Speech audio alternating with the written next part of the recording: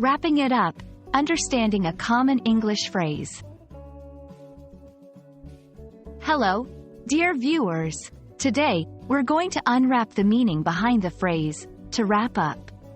Whether you're a new English learner or just looking to polish your idiomatic expression use, this phrase is a handy one to know. Let's get started.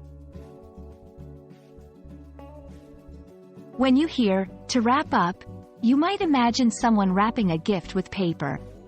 In fact, that's exactly where this phrase comes from. It means to cover or enclose something, typically with paper or cloth.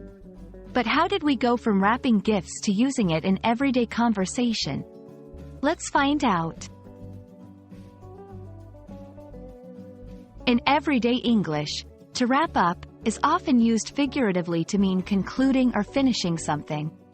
This could be a meeting, a lesson, or even a long day.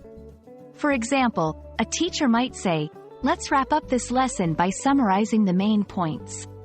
It signifies bringing various elements together to create a neat conclusion, much like wrapping a present. This phrase is versatile and can be used in formal and informal settings.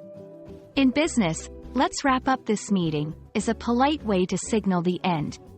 During casual conversations, saying, "I need to wrap up soon," is a gentle hint that you need to leave.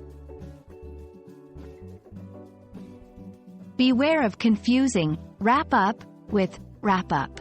While they sound similar, wrap has a completely different meaning, associated with music or talking. Always remember, when ending something, it's wrap with a W. Let's practice with a few examples. After a long day of work, I'm ready to wrap up and go home. At the end of a party, it's getting late. Let's start wrapping things up.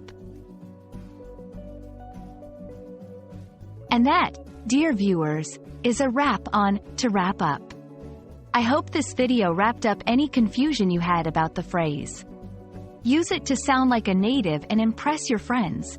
Until next time, keep learning and keep wrapping up those English lessons.